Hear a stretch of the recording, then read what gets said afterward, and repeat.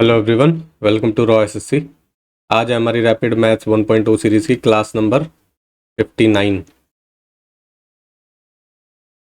जो भी बच्चे प्रिपेयर कर रहे हैं सीजीएल, सीएचएसएल, सीपीओ या एमटीएस के लिए और मैथ्स की प्रिपरेशन करना चाहते हैं तो आप ये सीरीज़ फॉलो कर सकते हैं। और अगर जिनका मैथ्स का प्रिपरेशन हो चुका है, जो प्रैक्टिस वाले फेज़ में जा चुके हैं या मॉक्स वाले फेज़ में जा चुके हैं, तो मैथ्स के मॉक भी स्टार्ट हो चुके हैं, तो अब वहाँ से मॉक की प्रैक्टिस कर सकते हैं। बेसिकली उसमें सीख सकते हैं कि एनालिसिस कैसे होगा, टाइम मैनेजमेंट कैसे होगा, टिपिंग वाली आर्ट सीख सकते हैं, वहाँ से कैलकुलेशन वाली आर्ट सीख सकते हैं। तो वो सीरीज़ आप वहाँ पे फॉलो कर सकते हैं। क्लास की पीडीएफ के लिए आप टेलीग्राम ज्वाइन कर सकते हैं। इन सभी के लिंक्स आपको डिस्क्रिप्शन में मिल जाएंगे। ठीक है, तो क्लास स्टार्ट करें। देखो, आज की क्लास में हम कवर करने वाले हैं ज्योमेट्री के कुछ टॉपिक्स जो रह गए थे। ठीक है, पहला है स्क्वायर। बेसिकली इन सब की प्रॉपर्टीज़ के बारे में पढ़ेंगे। मैं आपको बता दूं, स्क्वायर है, रेक्टेंगल है, पैरेललोग्राम है, रोम्बस है, ट्रेपीजियम है, इन सब की प्रॉपर्टीज़ के बारे में पढ़ेंगे। ठीक है, क्योंकि इन बेस क्वेश्चन आते हैं ज्योमेट्री में। अगर डायरेक्ट क्वेश्चन नहीं आएगा तो क्वेश्चन में उन सब चीज़ों की प्रॉपर्टीज़ का कहीं ना कहीं यूज़ हो रहा होगा, वो तो आता ही आता है। ठीक है, एरिया निकलवाएगा, जैसे अगर ट्रायंगल की बात करता है तो स्क्वायर की बात कर रहा है, पैरेललोग्राम की बात कर रहा है, रोम्बस आ गया है तो इन सब के एरिया पे बात कर लेता है। साइड्स के रेशो क्या होते हैं, साइड्स इक्वल होती है नहीं होती हैं, कैसे बाइसेक्ट करते हैं, डायगोनल्स कैसे नहीं करते हैं, वो सब चीज़ें पूछ लेता है कहीं ना कहीं, डायरेक्टली और इनडायरेक्टली कैसे भी पूछ लेगा। ठीक है, तो पहले इन फिगर को समझ लेते हैं कि ये फिगर्स होती क्या है। देखो, सबसे पहले कवर कर रहे हैं स्क्वायर। सबसे पहले डायग्राम बनाओ, क्या होता है स्क्वायर। एक ऐसा क्वाड्रिलेटरल जिसकी चारों साइड्स इक्वल हो ना, चारों साइड, सपोज ए है इसकी साइड और इसकी सारी साइड्स ए है। और दूसरा इसको बोलते हैं डायगोनल। ठीक है, स्क्वायर की पहली प्रॉपर्टी क्या होती है कि क्लोज फिगर है जिसकी ऑल साइड्स आर इक्वल। ठीक है, फर्स्ट प्रॉपर्टी क्या होगी, all sides are equal. Second, इसका एरिया क्या होता है, एरिया पता करो। एरिया क्या होता है इसका, ए स्क्वायर। साइड ए है ना, तो एरिया क्या होगा, ए स्क्वायर।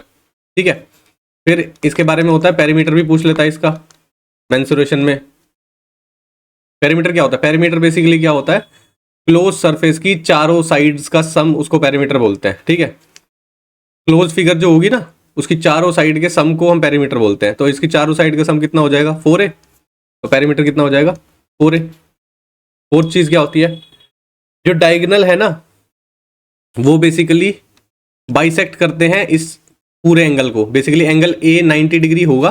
मैं आपको ये बता दूं, ये सारे एंगल 90 डिग्री होते हैं स्क्वायर में। ठीक है, ये भी 90 डिग्री है। तो जो इसका डायगोनल होता है ना, ये इक्वली डिवाइड करता है इसको। ये 45 होगा और ये भी 45 होगा। ठीक है, तो मतलब क्या है, डायगोनल बाइसेक्ट करता है वर्टेक्स एंगल को।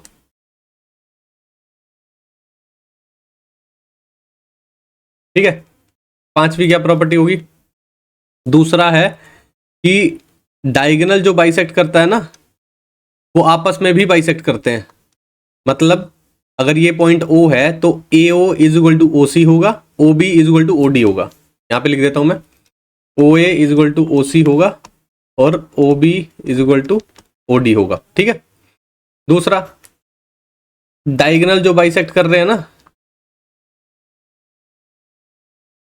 ये करते हैं 90 डिग्री पे बाइसेक्ट। यानी कि ये वाला एंगल भी 90 होगा, ये वाला भी 90 होगा, ये वाला भी 90 और ये वाला भी 90। ठीक है, ये चीज हो गई। दूसरा, एक और चीज होगा यहाँ पे, जो ये चार ट्रायंगल बनते हैं ना, ये चारों ट्रायंगल कॉन्ग्रुएंट होते हैं। ठीक है, कॉन्ग्रुएंट मतलब बिल्कुल कार्बन कॉपी। यानी कि ट्रायंगल DOC की अगर बात करो, जैसे DOC ले लेते हैं, कॉन्ग्रुएंट होगा ट्रायंगल AOB के, ये कॉन्ग्रुएंट होगा AOD के, ये कॉन्ग्रुएंट होगा BOC के। सही है, ये चीज बोल रहा हूं मैं, चारों जो ट्रायंगल हैं वो कॉन्ग्रुएंट होंगे। अब जब कॉन्ग्रुएंट होंगे तो उनके एरिया भी इक्वल होंगे। ठीक है, तो ये भी याद रखना है। अब देखो, इसके एक और प्रॉपर्टी अगर बनती है इस पे, तो अगर इसके बाहर हम सर्कल बना देते हैं तो उसके एरिया और उसके सब चीज़ों के बारे में बात करते हैं कि रेशो क्या है, वो क्या है। एक चीज़ बताता हूँ, अगर इस तरह का फिगर बनता है, ये वैसे मैंने आपको पहले करा रखी है चीज़ें, अगर इसके बाहर हम सर्कल बनाते हैं टच करता हुआ, अगर ये स्क्वायर है अंदर और हमने सर्कल बनाया, ये डायगोनल है, यही सेंटर है और यही डायगोनल का मीटिंग पॉइंट है, ठीक है। तो क्या पूछता है कि जो सर्कल का रेडियस है उसका रेशियो बता दो इस स्क्वायर के उसके साथ, साइड के साथ, ठीक है, या सर्कल का एरिया और स्क्वायर का एरिया का रेशियो बता दो, इस तरीके की चीजें पूछता है। तो अगर आप यहां से निकालना चाहो कि साइड ए होती है, ये वाले भी ए होती है, तो डायगोनल कितना हो जाएगा, पाइथागोरस थ्योरम लगाओगे, √2a। √2a पूरी लेंथ हो गई यहां से लेके यहां तक, ठीक है। अगर यहां से लेके यहां तक की लेंथ निकालनी है आपको तो हाफ कर दोगे, और ये जो लेंथ है ये बेसिकली रेडियस है, ठीक है। तो आपको रेडियस मिल जाएगा, रेडियस से आप सर्कल का एरिया निकाल सकते हो, सर्कल का एरिया यानी कि पाई आर स्क्वायर, और स्क्वायर का एरिया क्या होता है, ए स्क्वायर, सही है। रेडियस मिल गया आपको, पाई इंटू आर, कितनी वैल्यू निकली यहाँ पे, √2a/2, √2a, इसका हाफ कर दिया और इसका स्क्वायर है, ठीक है, side square a square as it is है, ठीक है। अब देखो और क्या होगा, पाई को आप क्या लिख सकते हो, 22/7, ये कितना हो जाएगा, 2 × a²/4 = a², a² से a² as it is cut गया, 2 से अगर ये काट दोगे एक पे चला जाएगा, यहाँ 2 हो जाएगा, ये एक और काट दो, ये 11 हो जाएगा, ठीक है। तो क्या रेशो आ जाएगा, 11:7 आपका रेशो आ जाएगा। तो आप इसको डायरेक्ट अगर याद करना चाहते हो तो ये वाली चीज याद करनी है, ठीक है। और ए की साइड कुछ भी बदलता रहे, तो अगर आप ये चीज याद रख पाओगे तो आप निकाल लोगे वहां पे। जबकि मैं रेकमेंड करूंगा कि रट्टा मारने की कोई जरूरत नहीं है, जब आपको ये चीज समझ में आ जाती है कि डायगोनल की लेंथ का हाफ होता है रेडियस ऑफ सर्कल, तो आप वहां से निकाल सकते हो, समझ में आया, ठीक है। अब देखो कुछ और चीज के बारे में बात करेंगे। जो ये एरिया है ये मैंने आपको बता दिया, ये एरिया इक्वल होंगे। अब बात करते हैं रेक्टेंगल के बारे में, ठीक है। रेक्टेंगल देखना है, स्क्वायर देख लिया, अब रेक्टेंगल देखेंगे। देखो रेक्टेंगल की जब हम बात करते हैं तो बहुत बच्चे कंफ्यूज कर जाते हैं कि रेक्टेंगल और स्क्वायर में फर्क क्या होता है। देखो ये है रेक्टेंगल, ABCD एक रेक्टेंगल है, ये इसकी लेंथ है और ये इसकी ब्रेड्थ है। ऑपोजिट साइड इक्वल होती है, इसमें चारों साइड्स इक्वल नहीं होती है, समझ में आया क्या बोल रहा हूं मैं। ऑपोजिट साइड इक्वल होती है, इसमें चारों साइड इक्वल नहीं होती है, ठीक है। पहली चीज, इसका एरिया क्या होता है, एरिया होगा L/B, क्लियर है। फिर आते हैं पेरीमीटर की बात। पेरीमीटर क्या होता है इसका, 2 × L+B, ठीक है। अब देखो इसमें क्या होता है, डायगोनल्स की जब हम बात करते हैं तो डायगोनल बाइसेक्ट करते हैं, डायगोनल बाइसेक्ट ईच अदर, पर 90 डिग्री पे बाइसेक्ट नहीं करते। तो ये जो एंगल है ना ये 90 डिग्री नहीं होंगे। दूसरा, ये जो वर्टेक्स को डिवाइड करता है ना डायगोनल, ये भी इक्वली डिवाइड नहीं करता है। इसमें स्क्वायर में कर रहा था क्योंकि जब पूरा एंगल 90 डिग्री था तो ये 45 और ये 45 था, इसमें भी एंगल 90 डिग्री है, ये याद रखना। ये एंगल तो 90 डिग्री है लेकिन जो डायगोनल है ना वो 45 में डिवाइड नहीं कर रहा है इस चीज को, ठीक है। दूसरा, अब देखो जो ट्रायंगल्स बने हैं अंदर उनमें क्या रिलेशन होगा, अगर ये ए है तो ट्रायंगल AOB कॉन्ग्रुएंट होगा ट्रायंगल DOC के, और जो है ट्रायंगल AOD कॉन्ग्रुएंट होगा ट्रायंगल BOC के। लेकिन ये चारों आपस में कॉन्ग्रुएंट नहीं होंगे, ये वाला इस वाले के कॉन्ग्रुएंट है, ये वाला इस वाले के कॉन्ग्रुएंट है, ठीक है। तो इन दोनों का एरिया भी इक्वल होगा जो जो कॉन्ग्रुएंट हुए हैं, ठीक है ना, समझ में आया। तो ये कुछ चीजें थी रेक्टेंगल के बारे में, बेसिक बेसिक चीजें हैं, ज्यादा डिटेल में कोई सच पढ़ने की जरूरत भी नहीं पड़ती। यही सब चीजें प्रॉपर्टीज के बारे में पूछता है, डायगोनल्स की प्रॉपर्टी के बारे में पूछ लेगा, एरिया, पेरीमीटर, ठीक है। कॉन्ग्रुएंसी से रिलेटेड चीजें पूछ लेता है, कॉन्ग्रुएंसी में फिर आगे जाके उसमें एक्स्ट्रा एड ऑन कर देगा। अगर मिड पॉइंट थ्योरम लगा दी तो कुछ ट्रायंगल और फिर छोटे वाला ट्रायंगल कंपेयर करना पड़ता है, उसमें भी कई प्रॉपर्टीज क्या है ना रेक्टेंगल के अंदर भी बना देगा वो सब चीजें। तो वो एड ऑन वर्जन है इन सब चीजों का। लेकिन अभी जब बेसिक फिगर समझ रहे तो बेसिक फिगर इतना ही है सर, ठीक है। अब देखते हैं पैरेललोग्राम की फिगर को। पैरेललोग्राम कैसा दिखाई देता है, पैरेललोग्राम कुछ ऐसा दिखाई देता है, सही है। पैरेललोग्राम में क्या होता है, ऑपोजिट साइड्स इक्वल होती है। पहला क्या है, opposite sides equal and parallel, ठीक है। सेकंड क्या है, मतलब अगर इक्वल एंड पैरेलल लिखने तो मैं लिख देता हूँ A B parallel D C होता है और A D parallel B C होता है, ठीक है। तीसरा, ऑपोजिट एंगल इक्वल होते हैं, एंगल ए जो है एंगल सी के इक्वल होता है, एंगल बी जो है एंगल डी के इक्वल होता है, ठीक है। फिर होता है इस वाले एंगल का सम और इस वाले एंगल का सम। अगर angle A plus angle D आप निकालोगे तो ये 180 डिग्री आएगा हमेशा, और angle B plus angle C भी हमेशा 180 डिग्री आएगा, और अगर आप angle A plus angle B भी निकालते हो तो भी 180 डिग्री आएगा, ठीक है। अब देखो इसमें ट्रायंगल, इसकी बात करें, अगर एक डायगोनल खींच लेते हैं,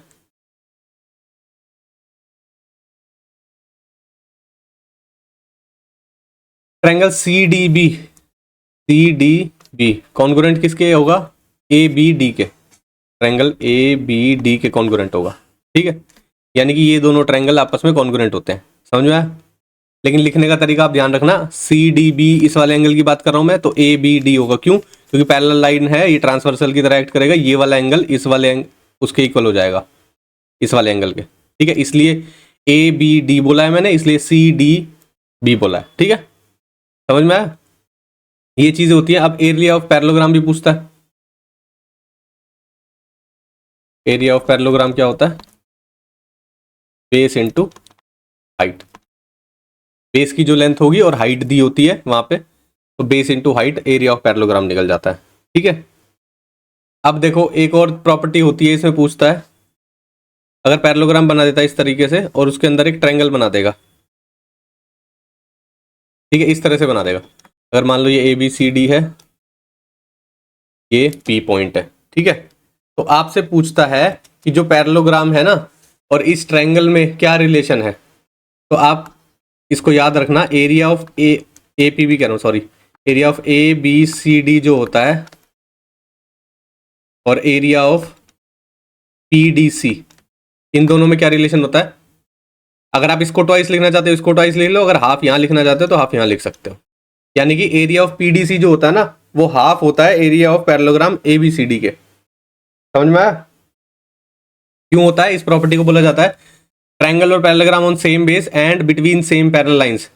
तो जो एरिया होगा ना ट्रायंगल का वो हाफ होगा किसके, एरिया ऑफ पैरेललोग्राम के, समझ में आया। ठीक है भाई, आगे बढ़े, रोम्बस वाले फिगर को देखें।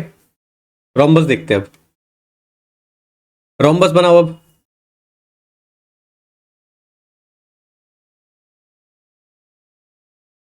ये बन गया आपका रोम्बस। स्क्वायर से कंफ्यूज मत कर जाना इसको, ठीक है। स्क्वायर जैसा दिखाई देता है लेकिन ये 90 डिग्री एंगल नहीं है, मैं पहले बता रहा हूँ। ये बिल्कुल स्ट्रेट लाइन नहीं है, स्ट्रेट होती तो यहाँ से चलती ऐसे, ठीक है ना, तो स्ट्रेट लाइन नहीं है ये। तो ए बी सी डी एक रोम्बस है, ठीक है। तो इसमें क्या चीज़ होती है, इसमें भी चारों साइड इक्वल होती है। मैं बोल रहा हूँ स्क्वायर जैसी प्रॉपर्टीज होती है लेकिन कुछ प्रॉपर्टीज अलग होती है। ये एंगल 90 डिग्री नहीं होते, ये पूरा एंगल 90 डिग्री नहीं होगा, लेकिन जो वर्टेक्स है वो इसको इक्वल एंगल में डिवाइड जरूर करता है। अगर ये अल्फा ले लोगे तो ये भी अल्फा है, ठीक है। अब देखो इसकी कुछ प्रॉपर्टीज लिख लेते हैं। पहली क्या है, ऑल साइड्स आर इक्वल होती है, ठीक है।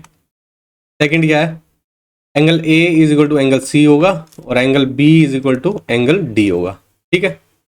थर्ड क्या है, डायगोनल जो है बाइसेक्ट करता है वर्टेक्स एंगल को, जो मैंने आपको बताया अभी, ये जो अल्फा अल्फा लिखा है ना इसको बोल रहा हूं मैं, ठीक है। चौथा क्या है, डायगोनल जो है बाइसेक्ट करता है रोम्बस को इन टू इक्वल एरियाज, ठीक है।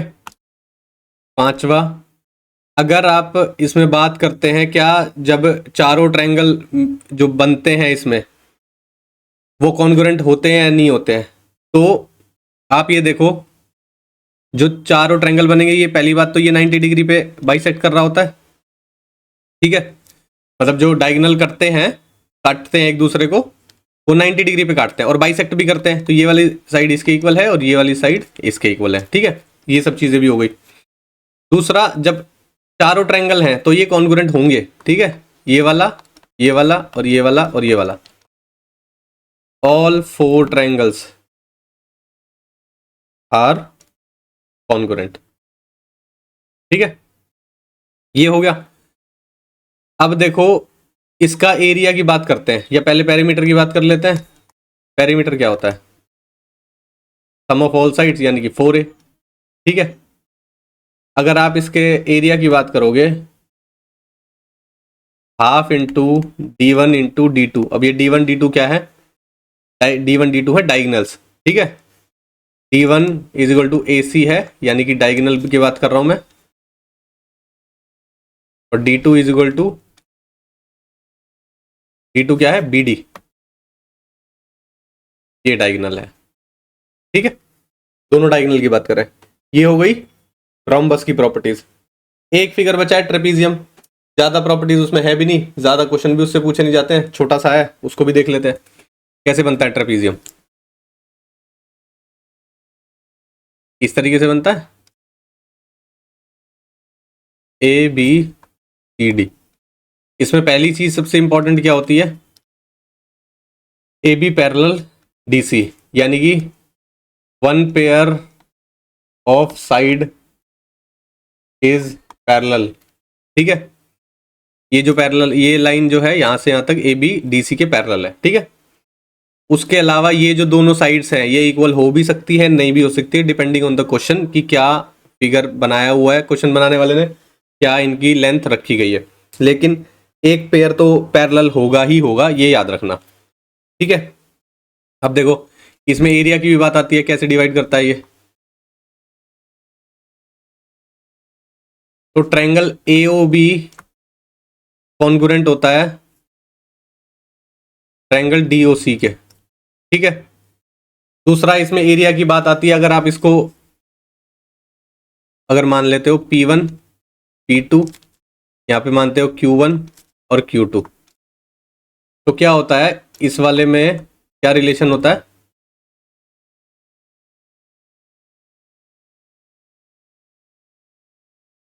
Q1 into Q2, Q1 into Q2 होता है P1 इंटू P2 के इक्वल, ठीक है। ये याद रखना, ये बड़ी इंपॉर्टेंट चीज़ है।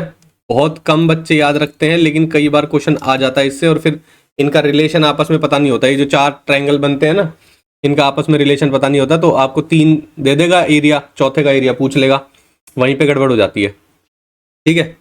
और एक और चीज़ क्या होती है, अगर ये इसका मिड पॉइंट है और ये इसका मिड पॉइंट है, सपोज करो ये x है, ये और y है, मिड पॉइंट है, तो ये साइड इसके इक्वल है और ये वाली इसके इक्वल है। आपसे पूछे एक्स वाई की लेंथ कितनी है, तो क्या होगा? AB प्लस DC बाय 2 होगा। ये भी बहुत इंपॉर्टेंट है, इसको भी याद रखना। क्लियर है?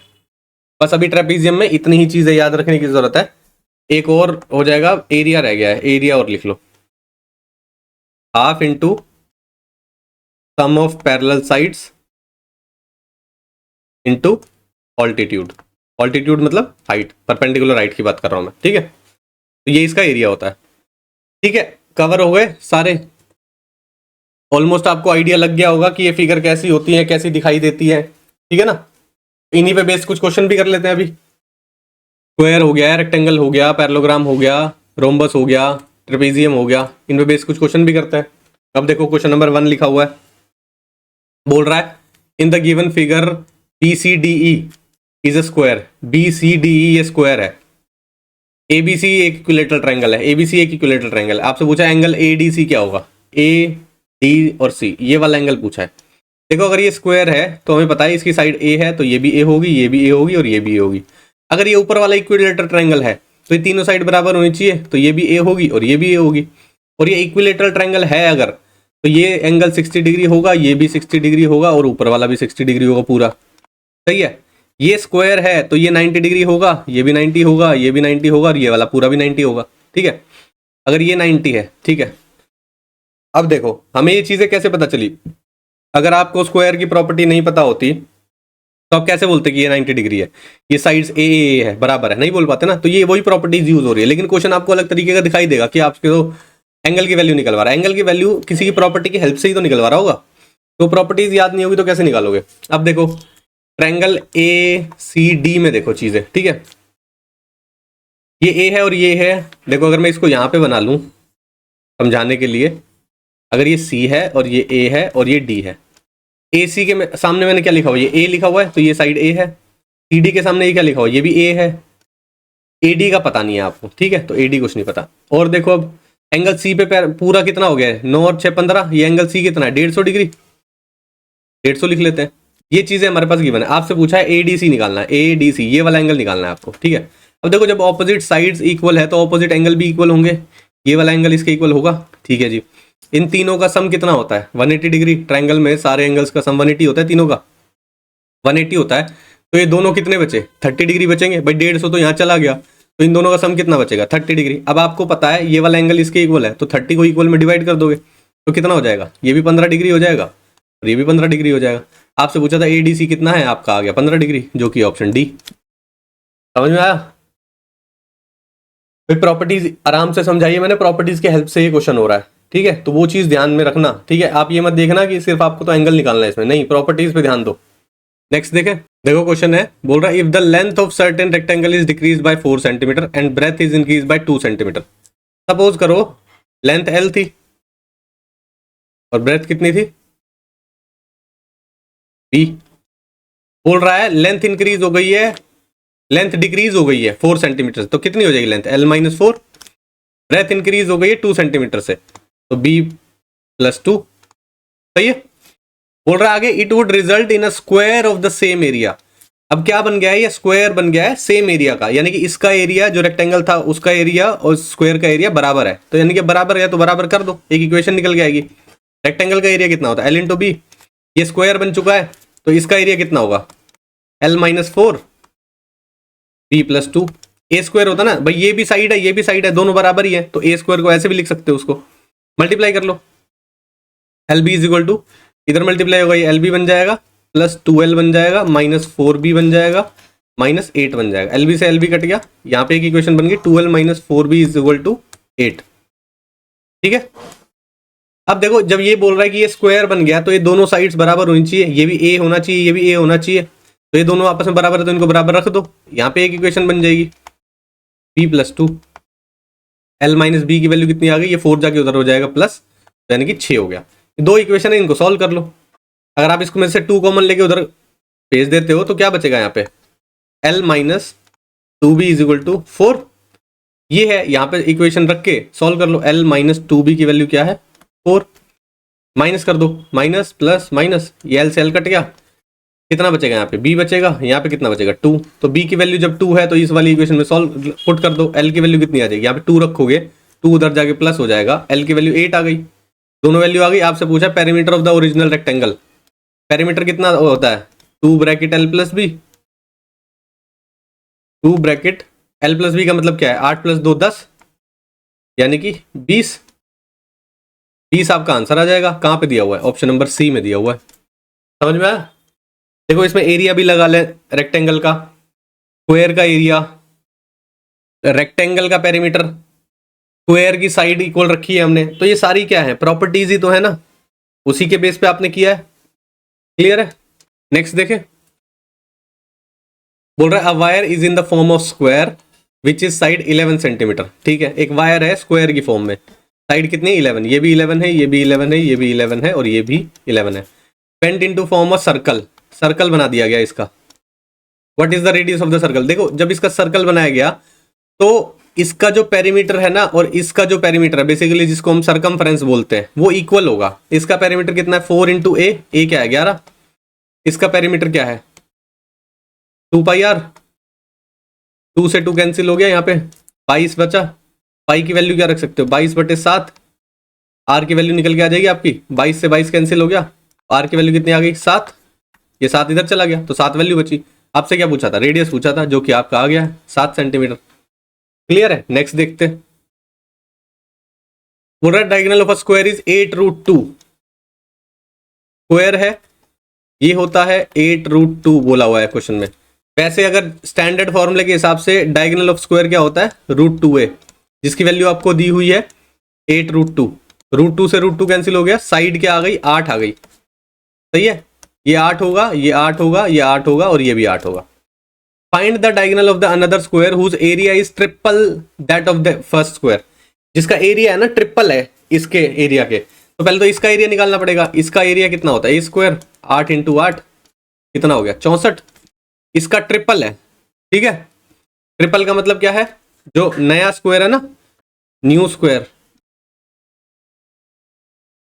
एरिया, ये इस वाले की ट्रिपल है। 3 इंटू 64 लिख दोगे, कितना हो जाएगा, 4 तिया 12, 6 तिया 18, 19, 192 हो गया। ठीक है, उसका डायगोनल निकालना है अब आपको।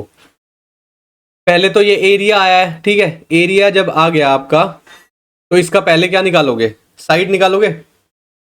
यानी कि ये वैल्यू दी हुई आपको ए स्क्वायर की, ए की वैल्यू कितनी हो जाएगी, √192। ठीक है, और डायगोनल क्या होता है, √2 है, तो इसको √2 से इधर मल्टीप्लाई कर दोगे और इधर भी मल्टीप्लाई कर दोगे, √192। अब इस 192 में से आप क्या बाहर निकाल सकते हो, देखो 192 को अगर आप ब्रेक करोगे तो इसको क्या लिख सकते हो, 8 क्या आ जाएगा, 8 दूनी 16, 32 बचा, 8 चौक 32। ठीक है, 8 इंटू 8 इंटू 3 बचेगा, तो 2 8 में से एक 8 बाहर आ जाएगा। √2 एज इट इज है, 2 8 में से एक 8 बाहर आ जाएगा और √3 एज इट इज बचेगा। क्या बचेगा आपके पास, 8 √3 इंटू √2 कितना होता है, √6। ये आपका डायगोनल आ जाएगा नए वाले स्क्वायर का। कहाँ पे दिया हुआ है, ऑप्शन नंबर डी में दिया हुआ है। समझ में आया, समझ में आया भाई, मुश्किल नहीं है। डायगोनल जो बताया था मैंने आपको, √2 था, उसी पे बेस्ड क्वेश्चन है ये। नेक्स्ट देखें, बोल रहा the length and breadth of the rectangle are increase by 8% and 5% respectively, by how much percentage will the area of the rectangle increase. ठीक है, लेंथ 8% से इंक्रीज हो गई। 8 का मतलब क्या होता है, 8/100, 4 दूनी 8, 25 चौक 100, 2/25, यानी कि 25 थी, इंक्रीज होके 27 हो गई। सही है, 5% का क्या मतलब होता है, 5/100, यानी कि 1/20। 20 थी ब्रेथ, इंक्रीज हो गए 21 हो गई। पूछ रहा है कि एरिया कितना इंक्रीज हुआ है। ठीक है, एरिया कैसे होता है, L इंटू बी, 25 दूनी 50, 500 एरिया था, यहाँ पे कितना हो गया, 27 इंटू 21 कर लोगे, 27, 7 दूनी 14, 2 दूनी 4, 1 5, 7 6 5, 567 हो गया, 567 हो गया। ठीक है, कितना बढ़ गया भाई, 67 बढ़ गया। किस पे बढ़ा, 500 पे। परसेंटेज निकालने के लिए इंटू 100, 2 0 से 2 0 कैंसिल हो गया, 5 से काट दो, 67 है ना ये आपका, 5 एकम 5, 17 बचा, 5 तिया 15, 2 बचा, 5 चौक 20, 13.4% आपका आंसर आना चाहिए। कहाँ पे दिया हुआ है, ऑप्शन नंबर ए में। क्लियर है, आगे बढ़ते हैं। बोल रहा है the length of a certain rectangle is decrease by 4 centimetre and breadth is increase by 2 centimetre, result into a square of same area, what is the perimeter of the original rectangle. ये तो पीछे कर चुके हैं, I think question repeat हो गया, इसको छोड़ दो। ठीक है, आगे बढ़ते हैं। A triangle and a parallelogram have same base 28 centimetre and same area. ठीक है, find the height of the parallelogram.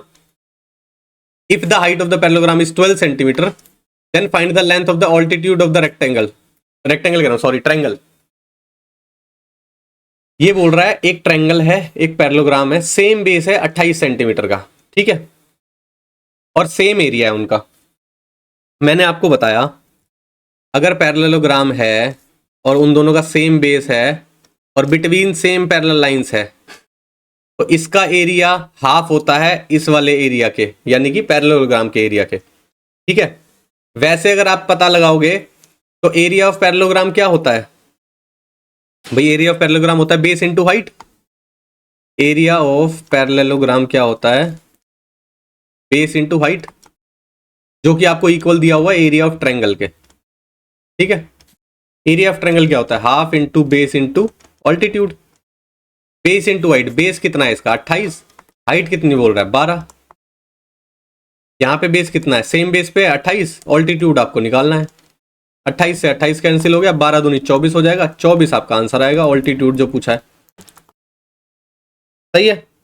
कहाँ पे दिया है? ऑप्शन नंबर सी दिया हुआ है। क्लियर है? आगे बढ़े। एरिया का यहाँ पे यूज हुआ है, एरिया ऑफ पैरेललोग्राम मैंने आपको बताया था, एरिया ऑफ ट्रायंगल तो पहले बता चुका हूं, तो दोनों वैल्यू पुट करिए, इक्वल रखा क्योंकि इक्वल दिया हुआ है। नेक्स्ट देखो,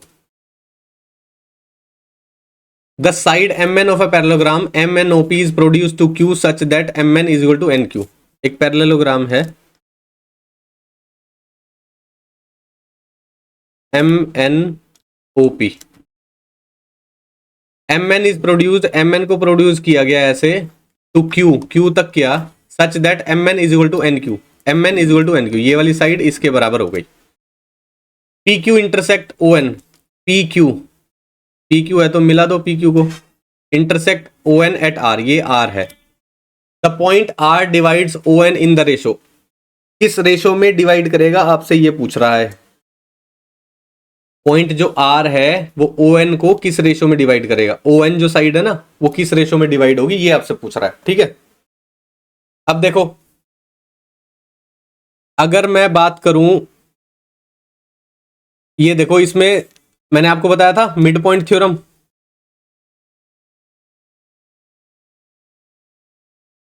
आप समझना ये वाले ट्रायंगल में MQP, ये इसका मिड पॉइंट है इस वाली साइड का, MQ का सॉरी, ये वाली जो लाइन है ये इसके पैरेलल है, क्योंकि पैरेललोग्राम की ऑपोजिट साइड पैरेलल होती है और इक्वल होती है। ठीक है, मिड पॉइंट थ्योरम क्या कहती है, जब एक लाइन किसी ट्रायंगल की एक लाइन से मिड पॉइंट से चलती है,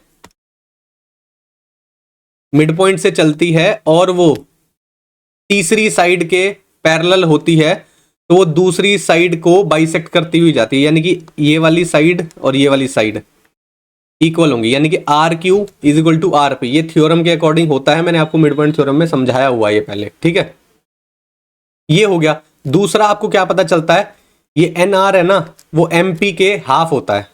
ठीक है हाफ होता है, अगर सपोज करो इसकी साइड 2 है तो ये 1 हो जाएगा। अब आपको पता है opposite sides of parallelogram equal होती हैं, ये 2 है तो ये भी 2 है, NO की वैल्यू कितनी है, 2 होगी। अगर एक यहां पे चला गया तो एक यहां पे आएगा, तो अब आपको पता चल गया ये जो R पॉइंट है ये NO को किस में डिवाइड करता है, 1:1, यानी कि इक्वल पार्ट में डिवाइड करता है, जो कि ऑप्शन नंबर डी में है। ये सारा वर्बली करने वाला क्वेश्चन है, क्योंकि थ्योरम जब आपको पता है कोई वैल्यू नहीं निकालनी है, आपको बस पता करना है कि क्या चीज किसके इक्वल है। वो जब आपको थ्योरम पता है तो आप सोचते चलो कि हाँ ये इसके इक्वल होगा, ये ऐसे होगा, ये ऐसे होगा, कोई वैल्यू तो निकाली नहीं है मैंने। समझ रहे हो? बस आपको कंसीडर करना है कि कौन से वाले ट्रायंगल में आप देख रहे हो चीजों को। ठीक है, नेक्स्ट देखें। देखो क्या बोल रहा है, in a rhombus ABCD O is any interior point such that OA is equal to OC। एक रोम्बस बनाते हैं सबसे पहले तो,